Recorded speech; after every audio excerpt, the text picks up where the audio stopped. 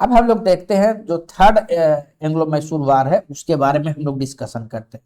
ठीक है, तो यहाँ पर अगर आप जो है काउज की बात कीजिएगा तो यहाँ पर क्या होता है कि आपका 1790 से 1792 का जो है आपका ये घटना है।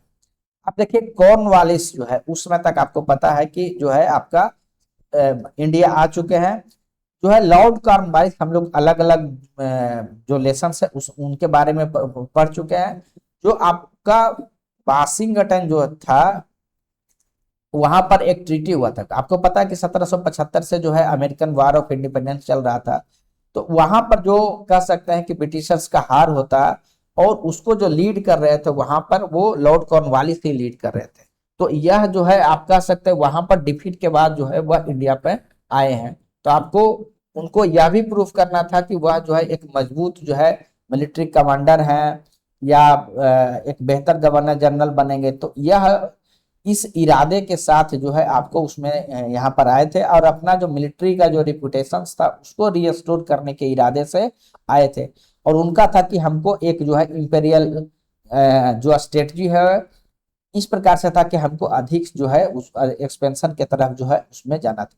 अब उनका जो अप्रोच देखने को मिलेगा वो दूसरे जो कह सकते हैं कि आप जो गवर्नर जनरल थे उसमें जो है उसमें थे। इसमें क्या देखने को मिलेगा, तो जो लॉर्ड कॉर्नवालिस का था कि हमको डिसाइसिव जो है मिलिट्री विक्ट्री करना, कंप्रोमाइज की स्थिति नहीं है और कोई स्टेलमेट ट्रीटी नहीं। ऐसा नहीं कि एक दूसरे का हार जीत हुआ और फिर क्षेत्र दे दिए वापस और प्रिजनर ऑफ जो है बार बार एक दूसरे का एक्सचेंज हो गया, वो नहीं। तो इनका था कि हमको एकदम डिसाइसिव रूप से जो है हमको विक्ट्री प्राप्त करना है, इसलिए नो कंप्रोमाइज। दूसरा इनका था कि कोल्यूशन वारफेयर, यानी कि जितना अधिक से अधिक पॉसिबल हो सकता है डिप्लोमेसी के माध्यम से अलायंस कर ले, उसके बाद जो है कॉन्फ्लिक्ट जो है उसमें एक और, क्योंकि वो हार के आए थे अमेरिका में वो अपने जो कमांडर्स जब थे तो उनका था कि हम खुद जो है उसको कमांड करेंगे। कॉर्नवालिस के द्वारा जितना आप कह सकते हैं वार हुआ उसमें खुद के द्वारा जो है कमांड किया गया ताकि जो कमांड है वह सेंट्रलाइज रहे, यूनिफाइड रहे, यह इनका फोकस जो था उसमें था। उसके बाद युद्ध के दौरान जो कह सकते हैं जो लॉजिस्टिक जो सपोर्ट होता है उसको बेहतर करने के लिए भी जो है उसमें कोशिश जो है आपका किया गया। अब इसका काउज यह है, इसका काउज देखिए क्या होता है, टीपू सुल्तान के द्वारा जो है आपका अटैक किया जाता है त्रावणकोर के द्वारा। अब त्रावणकोर क्यों इंपोर्टेंट है इसके बारे में आपको देखने को मिलेगा। देखिए त्रावणकोर जो है वह रीजन था जो साउथ में आप कह सकते हैं बहुत ही जो है प्रोस्पेरस था। यह लंबे समय से आपको देखने को मिलेगा कि ब्रिटिश के साथ इनका संबंध जो है आपका था और ब्रिटिश के जो है प्रोटेक्टोरेट के रूप में, यानी एक ऐसा किंगडम के रूप में जिसके सुरक्षा का जो है आपको देखने को मिलेगा कि जो है ब्रिटिशर्स के भार के रूप में था, उस तरीके से जो है उसमें किया गया। अब देखिए कि इसका रीजन्स क्या था, यानी कि आपको रीजन ये था कि सबसे पहले हम लोग अगर स्ट्रेटेजिक अगर रीजन की बात करेंगे तो उसके कारण होता क्या था कि अगर ट्रावनकोर को अगर कब्जा कर लिया जाता है तो आप जो अब नीचे में जो श्रीलंका है या इंडिया के बीच जो स्टेट है उस पर आप कह सकते हैं कि उनका के माध्यम से जो आप कह सकते हैं एसेस आपका उनका हो जाएगा, क्योंकि तरावन को बिल्कुल ही आप कह सकते हैं कि पेनिनसुला के इंड में जो है वो आपका स्थित था। तो मैसूर को जो है वो एसेस मिल जाएगा जो आपका स्टेट है यहाँ पे। दूसरा क्या होता है कि जो यहाँ का पेपर है, ठीक है, जो वह वो आपका बहुत ही फेमस था तो उसका एक जो है आपको देखने को मिलेगा। उसके बाद क्या होता है कि उन्होंने यह भी समझा कि ट्रावनकोर जो है वो धीरे धीरे जो है अपना एक्सपेंशन करते हुए कोचीन के साइड में जा रहा था और कोचीन जो है वह उनका क्षेत्र था। तो उनका यह मानना था कि जो है ट्रावनकोर के द्वारा उनका जो टेरिटोरी है उसका जो है इनक्रोच किया गया। ठीक है, अब साथ ही यह भी होता है कि जो अब इसी के बीच ये युद्ध क्यों स्टार्ट हुआ, क्योंकि ब्रिटिशर्स तो पहले से वो तैयार करके तो थे ही कि हमको जो है अपना एक्सपेंशन करना है, हमको जो है मैसूर को कॉन्कर करना। तो यह जो है आप कह सकते हैं कि एक बहाना उनको मिल गया, प्रिटेक्स्ट मिल गया और उसका यूज करते हुए जो है आपको यह जो है थर्ड जो आपका एंग्लो मैसूर वार जो है आपका उसमें स्टार्ट होता है। तो कि लॉर्ड कॉर्नवालिस शुरू से जो है आपका, आप देखिए यहाँ पर हर युद्ध में जिस प्रकार से देखे हम लोग, उसमें जो कोलिशन होता है वो बहुत इंपॉर्टेंट रोल प्ले कर रहा है, क्योंकि 4 मेजर प्लेयर्स हैं। जो अधिक प्लेयर्स को अपने साथ रख सका उसके सफल होने की संभावना ज्यादा है। तो यहाँ पर भी उनके द्वारा यही चीज किया गया कि जो आप कह सकते हैं कि निजाम को फिर से जो है यह प्रोमिस किया गया, टेरिटोरी जो जीत के आएगा उसको आप उस गेंद का आपको हिस्सा आपको भी दिया जाएगा। प्लस मैसूर के साथ भी आप कह सकते हैं यह चीज किया गया। प्लस यहाँ पर जो आप कह सकते हैं जो निजाम है जो हैदराबाद के, उनको यह कहा गया कि अगर आपको मराठाज अगर अटैक करते हैं तो हम आपको सुरक्षा प्रोवाइड करेंगे। तो निजाम को क्या चाहिए, टेरिटोरियल गेम्स भी मिल रहा है, प्लस मराठा के भी जो है डिफेंस भी मिल रहा है, तो उनका सपोर्ट जो है लेने में वो सफल हो गए। ठीक है। उसके बाद क्या होता है कि हैदराबाद में एक सेक्शन जो है आपका वार चला, उसमें भी सपोर्ट करने का जो है आपको प्रोमिस जो है किया जाता है।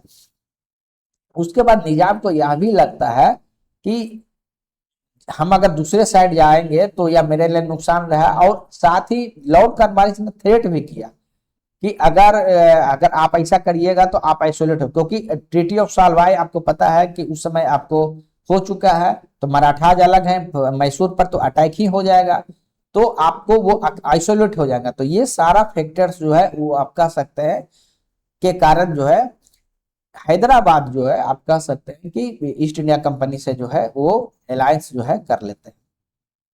अब क्या होता है कि मराठाज के बारे में हम उस समय की अगर बात करें तो मराठाज का अगर आप देखिएगा तो वहां जो है एक चाइल्ड रूलर थे, माधवराव सेकंड जो है वो जो है आप कह सकते हैं।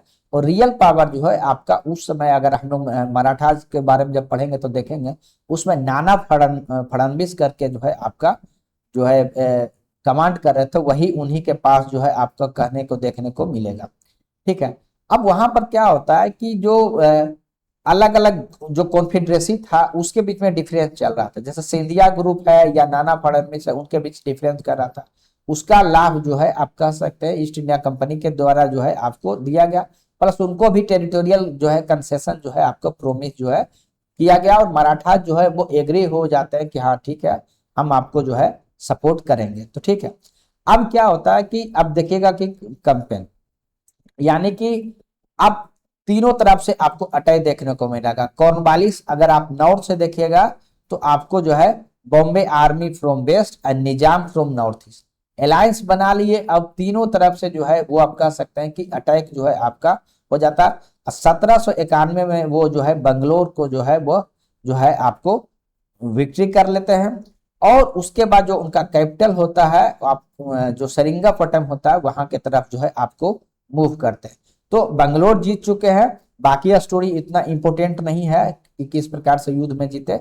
आप कह सकते हैं कि यहाँ पर थोड़ा सा क्या होता है कि आपको जो है सप्लाई क्राइसिस होता है, स्पेशली जो मराठा या जो निजाम है उनको जो है, क्योंकि उनके पास उतना जो है प्रोविजंस नहीं था। ठीक है। अब उसके बाद टीपू सुल्तान ने वहां पर क्या किया था कि जो है गड्ढे करके जो स्कॉच अर्थ टेक्निक होता है उसका यूज किया गया था, और साथ ही जो है जो मानसून भी आ रहा था उसके कारण क्या होता है कि कह सकते हैं कि बंगलोर से जो है वो इन स्थितियों के बीच जो है आपका वापस आते हैं। लेकिन 1792 में वो फिर से जो है एक बेहतर कह सकते हैं लॉजिस्टिक के साथ, एक बेहतर सप्लाई रिसोर्सेज के साथ वो बाहर आते हैं। 1792 में फाइनली जो है वो सेरिंगपट्टम को जो है आप कह सकते हैं कि उसको वो कॉन्कर करने में सफल रहते हैं। तो पुराने 1791 में जो कमी रहा था उसको पूरा करते हुए लॉर्ड कॉर्नवालिस 72 में जो है आप कह सकते हैं कि उसको ये करते हैं। अब यहाँ पर आपको देखने को मिला हर जो युद्ध होता है उसके बाद जो है ट्रीटी होता है। तो ट्रीटी ऑफ सेरिंगापट्टनम में क्या हुआ वह आपको जानना बहुत ही जरूरी है। तो सबसे जिस प्रकार से प्रोमिस किया गया था कि टेरिटोरी जो है हम लोग जो है आपको देंगे, चाहे वो मराठाज हो या निजाम हो, तो उसी सबसे पहले जो है कोशिश किया गया टेरिटोरियल जो है कंसेशन देने का।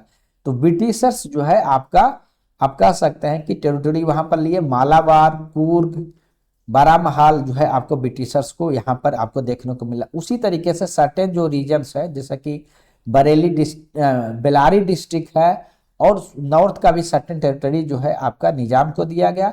मराठास को भी जो वेस्ट का जो साइड है वहां पर सर्टेन जो है एरिया आपको दिया गया। अब मैसूर इफेक्टिवली जो है अपना जितना क्षेत्र था उसके मात्र आधे हिस्से तक जो है वो सीमित हो गया।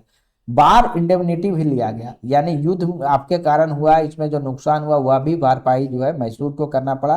3.3 करोड़ उस समय के हिसाब से सोच के देखिए कि आज के समय में कितना बड़ा अमाउंट होगा, ठीक है। और जो ह्यूमिलिएटिंग जो था वह जो था हॉस्टेज वाला, यानी उनके जो 2 पुत्र थे उनको जो है हॉस्टेज जो है आपका जो है उसमें, क्योंकि उसमें ये किया गया कि इंडेमनिटी में क्या था ना कि 50% अभी तुरंत देना था और 50% आपको इंस्टॉलमेंट में देना था। तो इंस्टॉलमेंट वाला पेमेंट जब आप कर दीजिएगा तब हम आपके बेटा को छोड़ेंगे। तो यह जो है आपको यहाँ देखने को मिलेगा। अब इसके कारण क्या होता है कि आपको देखने को प्रिजनर्स ऑफ वार जो है आपको रिलीज किए गए, ब्रिटिशर्स के जितने भी प्रिजनर्स ऑफ वार थे वो भी रिलीज किए गए। अब इसके कारण क्या होता है कि पावर जो बैलेंस है वो आपका देखने को मिलेगा कि जो है ब्रिटिशर्स के जो है फेवर में पूरा कंप्लीटली इस जो अब वार के बाद आपको देखने को मिलेगा। अब देखिए जो हम लोग इस बात को चर्चा कर चुके हैं कि जो है किस प्रकार से जो है होस्टेज जो किया गया वह जो है टीपू सुल्तान के ऊपर जो है प्रेशर पड़ा, साइकोलॉजिकल प्रेशर पड़ेगा, स्वाभाविक सी बात है। 2 बेटे को हॉस्टेज जो है बना लिया गया और टीपू सुल्तान को कह सकते हैं ह्यूमिलिएशन भी यहाँ पर आपको देखने को मिलेगा, ठीक है। तो यह चीज आपको देखने को मिलेगा और 1794 में फाइनली जो है उनके 2 पुत्र जो है उनको जो है रिलीज किया जाता है, क्योंकि उस समय तक जो इंडेमनिटी का जो पेमेंट किया जाना था वह जो है किया जा चुका है। उसके बाद फिर हम लोग देखते हैं कि किस प्रकार से टीपू सुल्तान फिर से कोशिश करते हैं और फिर जो है किस प्रकार से ब्रिटिशर्स जो है उसको ये करते हैं। अब हम लोग देखते हैं कि जो है टीपू सुल्तान ऐसा तो है नहीं कि वो हार के बाद वो बैठे रहेंगे, तो उन्होंने अपनी जो आप कह सकते हैं कि वो तैयारी जो है उन्होंने जो है आपका स्टार्ट कर दिया। मिलिट्री का जो रीबिल्डिंग है उन्होंने जो स्टार्ट कर दिया, ठीक है। उन्होंने मैसिव रूप से जो है रिक्रूटमेंट किया आर्मी में, जो नए तरीके के जो रॉकेट्स थे सोल्ड रॉकेट्स को उन्होंने जो है बनाया, ठीक है। उसके बाद जो फोर्टिफिकेशंस है उसको जो है आपको बढ़ाया गया, स्पेशली कैपिटल जो श्रीरंगपट्टनम था वहां पर जो है आपको अधिक से अधिक जो है फोर्टिफिकेशन जो किया गया, ट्रेनिंग दिया गया नए इन्फेंट्री को, कैवेलरी को फिर से जो है ये रीयूनाइट किया गया, उसको भी अधिक जो है ट्रेनिंग दिया गया।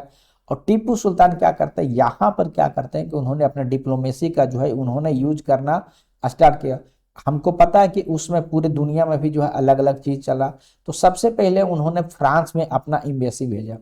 उस समय 1797 में जो है वहां पर आप कह सकते हैं कि फ्रेंच डायरेक्टरी का रूल चल रहा था, उनके पास भेजा और उन्होंने फ्रेंच जो डायरेक्टरी है उनको एक लेटर लिखा कि अगर आप जो है यहाँ पर सपोर्ट करने से, क्योंकि फ्रांस और ब्रिटेन का लड़ाई जो है वो चल ही रहा था, उसी चीज का कहा गया कि अगर आप हमको सपोर्ट कीजिएगा तो यह जो है फ्रांस के हित में रहेगा। और उन्होंने बोला कि वह जो है फ्रांस को सपोर्ट करेंगे अगर वो इंडिया में जो है ब्रिटिशर्स को हराते हैं, चाहे वो लॉजिस्टिक से हो, अपना सेना का रूप में देने को हो, साथ ही वो अपना टेरिटरी जो है वह भी देंगे, टेरिटोरियल बेस बनाने के लिए कि मेरे क्षेत्र में आए आप अपना बेस बनाइए, और ट्रूप्स भी सपोर्ट करेंगे, हम जो है लॉजिस्टिक सपोर्ट भी देंगे, लेकिन आप ब्रिटिशर्स को जो है आप हराइए। उसी बीच क्या होता है कि नेपोलियन जो है आपका इजिप्ट पर जो है आपका 1798 में जो है वो इन्वेजन करते हैं, ठीक है। अब उसमें यह था कि जो है ये कहा जाता है कि उनको जो है थ्रेटन किया जाना था कि ब्रिटिश इंडिया को जो है भी हम जो है अटैक करेंगे, ठीक है। उसमें उन्होंने ये नेपोलियन के द्वारा ये कहा गया था कि हम जो है एक समय ऐसा इमेजिन करते हैं कि हम इंडिया में जो है आपको हम अटैक करेंगे और टीपू सुल्तान के साथ भी जो है हम लिंक करेंगे। तो अब क्या होता है कि टीपू सुल्तान जो है आपको पता है कि बहुत ही स्ट्रेटजिस्ट है, तो उनको पता था कि नेपोलियन जो है अपने क्षेत्र को बढ़ाना चाहते हैं।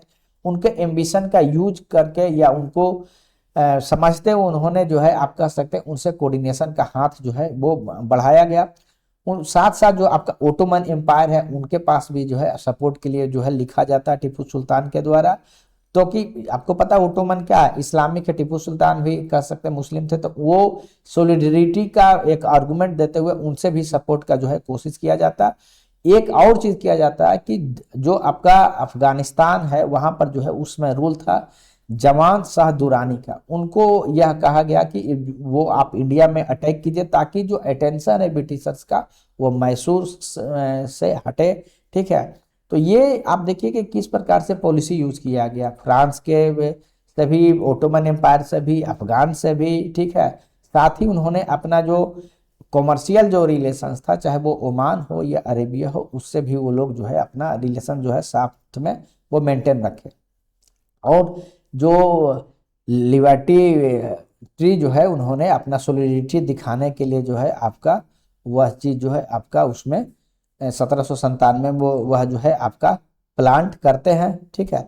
और अपने आप को जो है सिटीजन टीपू के नाम से जो है आपको उसमें जो है अपने आप को जो है वो रिफ्लेक्ट करते हैं या अपने आप को अनाउंस करते हैं, यह आपको देखने को मिलेगा। और वो कसम खाते हैं कि जो भी टायरेनी जो रूल्स है उसको हम डिफीट करेंगे। तो ये सारा चीज आपको देखने को मिलेगा यहाँ पे, ठीक है। तो यह चीज जो है आपको देखने को यहाँ पे मिलेगा। अब है कि जो टीपू का जो डिप्लोमेसी है वह क्यों फेल किया कर गया। अब देखिए क्या होता है ना कि उस समय क्या हो रहा था कि फ्रांस का अपना ही प्री ऑक्यूपेशन था, क्योंकि आप फ्रांस जो है आपका जो उस समय जो 1797 में जो डायरेक्टरी का रूल था वो खुद ही जो है उसमें वीक चल रहा था। और इजिप्ट में जो जिस प्रकार से बैटल ऑफ नील नाइल में जो है डिफीट हुआ था, उसके कारण उनकी आर्मी की स्थिति कह सकते हैं कि उस समय अच्छी नहीं थी कि वह इंडिया तक जो है वो सपोर्ट कर सके। नेवी की बात कीजिएगा तो ब्रिटिश का नेवी जो है ज्यादा स्ट्रॉन्ग था उसमें फ्रेंच से, इसलिए यह इम्पॉसिबल हो गया कि जो है नेपोलियन वहां से आके जो है इनको सपोर्ट कर पाए। डिस्टेंस भी था, कम्युनिकेशन भी आप समझ सकते हैं, आज के समय में इंटरनेट या उस तरीके का नहीं था, तो कम्युनिकेशन गैप भी था। तो ऐसे में कोऑर्डिनेशन बनाना थोड़ा डिफिकल्ट रहा। लेकिन यह जरूर दिखाता है कि आपका टीपू सुल्तान किस प्रकार से जो है आपका स्ट्रेटजी बनाए।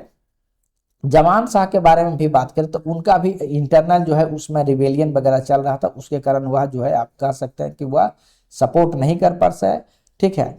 अब उसके साथ ओटोमन एम्पायर बहुत बड़ा एम्पायर था, लेकिन वो अलग अलग जो एनिमीज है उनसे वो खुद ही लड़ रहा था, ठीक है। तो उसके कारण वह भी नहीं हो पाया। इसके कारण क्या हो गया कि मैसूर कह सकते हैं कि जो है आइसोलेट हो गया।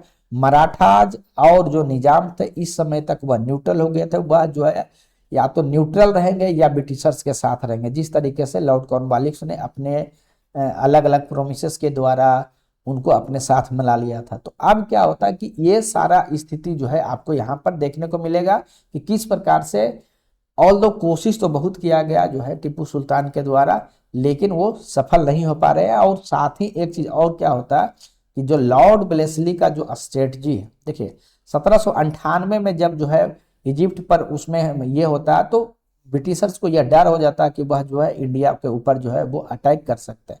उसी के कारण क्या हुआ कि लॉर्ड वेलेस्ली के द्वारा प्रीएम्प्टिव डॉक्ट्रिन, यानी कि जब तक जो है हो उसके पहले ही जो है अटैक कर दिया जाता है, ठीक है। तो यह आपको कारण बना आपको जो फोर्थ आपका एंग्लो मैसूर जो वार है उसका।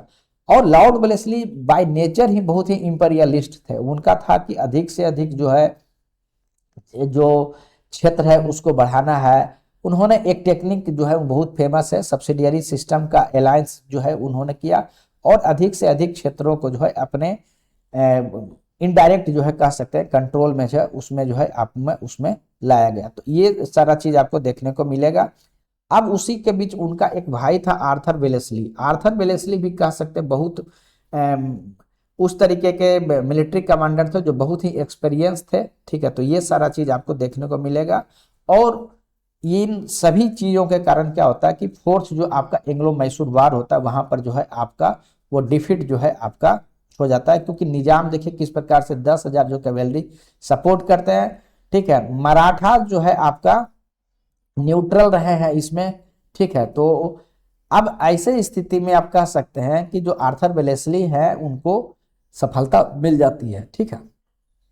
अब यहाँ पर यह देखने को मिलेगा कि ये 2-3 बैटल होता है जिसके बारे में बहुत डिटेल से आपको स्टडी करने का जरूरत नहीं है, यानी शॉर्ट में यह समझिए कि आप सेरिंगापट्टनम जो है 1799 में क्या होता है कि वह जो है सरेंडर हो जाता है। और टीपू सुल्तान जो है युद्ध के दौरान ही वो जो है आपका लड़ते हुए जो है मारे गए हैं। आपका जो टीपू सुल्तान है एक वाटर गेट था वहां पर वह पाए जाते हैं कि वो उनका मार दिया गया है। और अब जब कह सकते हैं कि जब रूलर ही जब डेथ कर गए तो उसके बाद जो सेना है वो फाइट नहीं कर पाई और फिर बहुत जल्द जो है मैसूर जो है सरेंडर हो गया। यहाँ तक ही सीमित नहीं था, यानी कि सिर्फ जो है टेरिटरी कॉन्कर तो हो ही जाएगा। ब्रिटिशर्स ने क्या किया कि पूरे शहर को जो है कह सकते हैं कि तहस नहस कर दिया और जितना ट्रेजरी था उसको भी जो है लूटा गया। तो इस तरीके का काम जो है आपका यहाँ देखने को मिलेगा। और टीपू सुल्तान का एक बहुत ही फेमस जो है उनका टाइगर जो है मैकेनिकल टॉय था, वो जो है अपने पास रखते थे, उसको भी जो है आपको ले जाया गया लंदन। वो वर्तमान में वहाँ के म्यूजियम में आपको देखने को मिला। और जो बडियार डायनेस्टी जो थे उनको आप कह सकते हैं कि नाम सिंबॉलिक रूप से उनको जो है प्लेस किया गया और सब्सिडियरी अलायंस के माध्यम से उनको कह सकते हैं कि वहां पर प्लेस किया गया। तो यह सारा चीज आपको देखने को यहाँ पर आपको मिलेगा। तो चारों जो आप कह सकते हैं कि वार के बारे में हम लोग डिटेल से स्टडी कर चुके हैं। हम लोग थोड़ा सा अगर आप देखें, अगर स्ट्रक्चरल या लॉन्ग टर्म काउज की अगर बात कीजिएगा तो इसमें ब्रिटिश एक्सपेंशनिज्म का जो मेन था कि उनको पता था कि अधिक से अधिक मार्केट, ये लॉन्ग टर्म रीजन है। ये हमेशा जो है जो ब्रिटिशर्स का आप जो भी चीज पढ़िएगा उसमें इन चीजों का आप अपने आंसर्स में यूज कर सकते हैं। चाहे उनको मार्केट अधिक से अधिक चाहिए, रॉ मटेरियल चाहिए, क्योंकि उनको जो है आप कह सकते हैं कि जो इंडस्ट्रियल रिवॉल्यूशन जो ब्रिटेन में आया था उसके लिए रॉ मटेरियल्स चाहिए, तो वो उसका भी खोज था। टेरिटरी चाहिए क्योंकि उनको जो गुड्स थे उसको सेल भी करना था। तो ये सारा आपको देखने को मिलेगा, जो आप कह सकते हैं कैपिटलिज्म का इफेक्ट वहां पर आपको देखने को मिलेगा। पावर वैक्यूम भी आपको हर जगह जो डेक्कन में हुआ उसके कारण आपको देखने को मिलेगा। वो जो है नॉर्थ में आपको मुगल एम्पायर जो है कोलैप्स हुआ उसके कारण भी आपको जो है आप कह सकते हैं इन सब युद्ध का जो है आपका कारण बना। मैसूर का जो स्ट्रेटेजिक लोकेशन था हम लोग डिटेल से चर्चा कर चुके हैं। यूरोपियन जो राइवलरी था पूरे वर्ल्ड में किस प्रकार से जो है राइवलरी था ये चला, उसका इम्पैक्ट। उसके बाद किस प्रकार से जो है मिलिट्री फिस्कल इंडियन यानी रिवेन्यू का यूज जो है पॉलिटिकल एक्सपेंशन के लिए साउथ में किया गया। यह भी इमीडिएट अगर काउज की बात कीजिएगा साउथ में तो फर्स्ट वार में है जो है किस प्रकार से ब्रिटिशर जो है कर्नाटक में इंटरफेरेंस करते हैं और किस प्रकार से जो है ट्रिपल अलायंस के किया जाता है हैदर अली के द्वारा। शुरुआत में जो है वो ब्रिटिशर्स के द्वारा किया जाता है, बाद में इनको जो है अपने अलायंस में किया जाता है। तो ये सारा चीज जो है आपको देखने को मिलेगा। सेकंड में जो है आपको किस प्रकार से जो फर्स्ट आप वार के बाद जो ट्रीटी हुआ उसका वो जब कह सकते हैं कि सम्मान नहीं किया गया, तो उसके रिफ्लेक्शन में आपको जो है सेकंड आपको एंग्लो मैसूर वार दिखेगा। थर्ड हम लोग देख लिए कि त्रावणकोर में किस प्रकार से अटैक किया गया उसके रेस्पॉन्स में हुआ। फोर्थ में जो है प्रीएम्प्टिव वार हुआ, उसके बारे में हम लोग डिटेल से चर्चा कर चुके हैं। अब हम लोग यह देखते हैं कि वो जीते क्यों हर जगह, क्योंकि वो देखिए एक इंस्टीट्यूशन के रूप में कंटिन्यूटी था। ईस्ट इंडिया कंपनी का एक कंटिन्यूटी था। यहाँ पर अगर आप इंडिया के केस में देखिएगा तो क्या होता कि रूलर्स बेस्ड सिस्टम चल रहा था। तो हमेशा इंस्टीट्यूशन जो है आपको एक रिलेटिव इंडिविजुअल के तुलनात्मक मजबूत रहेगा, उसी का आपको यहाँ भी देखने को मिलेगा। और उनको फाइनेंस भी बेहतर था, ग्लोबल फाइनेंशियल सिस्टम का उनको लाभ मिल रहा था। नेवी उनकी मजबूत थी और वो डिवाइड एंड रूल का जो पॉलिसी था उसको करने में सफल रहा। इसी कारण था कि वो एक दूसरे को जो है आइसोलेट करने में सफल रहते थे एक दूसरे के अगेंस्ट, ठीक है। और इंटेलिजेंस भी का भी जो है आप कह सकते हैं ईस्ट इंडिया कंपनी का बेहतर जो सिस्टम था। ये चीजें इम्पैक्ट इन युद्ध का क्या देखने को मिलेगा, बहुत ही शॉर्ट में इसको देखने की कोशिश करेंगे क्योंकि वीडियो लंबा हो गया है। तो मिलिट्री इम्पैक्ट्स की अगर आप बात कीजिएगा तो आपका जो रॉकेट था मैसूर का जो रॉकेट था किस तरीके से समय के साथ जो है उसका शॉर्ट रॉकेट्स में आपका इम्प्रोवाइज हुआ, ठीक है। उसके बाद जो ब्रिटिश मिलिट्री भी जो है यहाँ से लेसन लेता है मैसूर से, जो स्पेशली जो रॉकेट्स के बारे में, लाइट कैवेलरी के बारे में, ठीक है। तो ये सारा चीज जो है ईस्ट इंडिया कंपनी को भी मिलता। साथ ही यह भी लेसन मिला कि कोई भी जो है सिंगल इंडियन पावर जो है ब्रिटिशर्स को चैलेंज जो है नहीं कर पा रहा, ठीक है। लॉन्ग समय में जो हम लोग यह भी देखते हैं कि अभी जो हम लोगों का मिसाइल सिस्टम है तो वहां पर भी एक कह सकते हैं हिस्टोरिकल ट्रेस आपको मैसूर का रॉकेट में देखने को मिलेगा।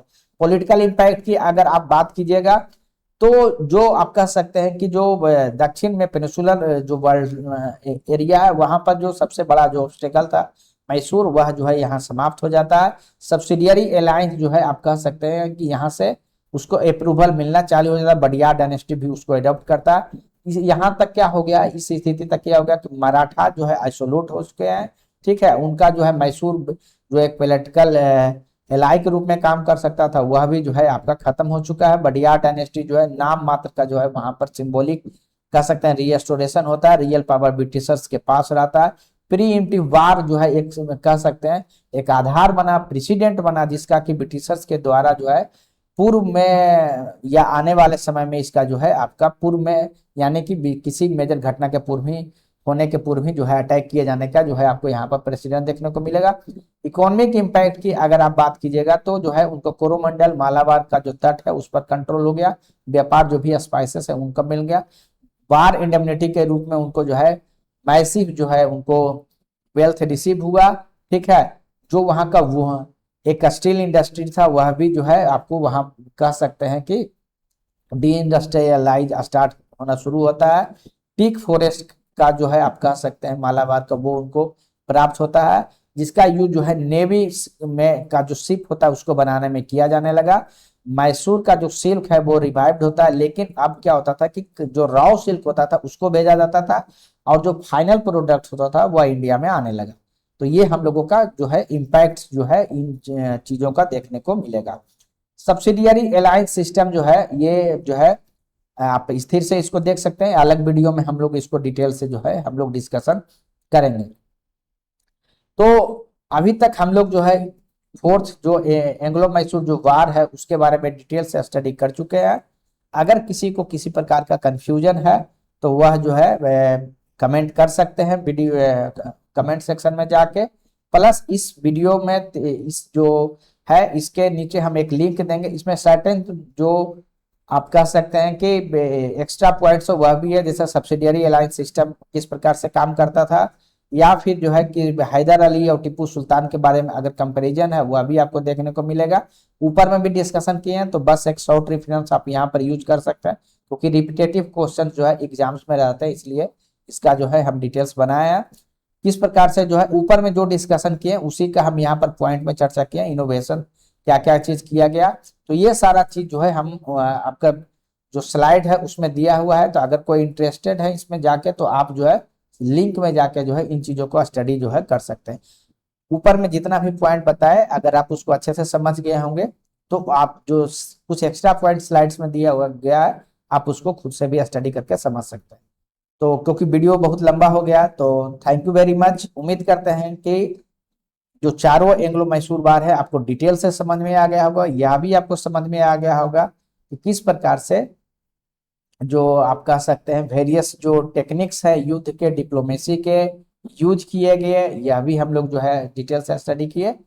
और आने वाला जो लेक्चर्स होगा उसमें जो इस तरीके के डिप्लोमेटिक जो टूल्स है वह किस प्रकार से इफेक्टिव रोल प्ले करेंगे वो आने वाले वीडियोज में हम लोग देखेंगे। तो बस अंत में आप लोगों को धन्यवाद।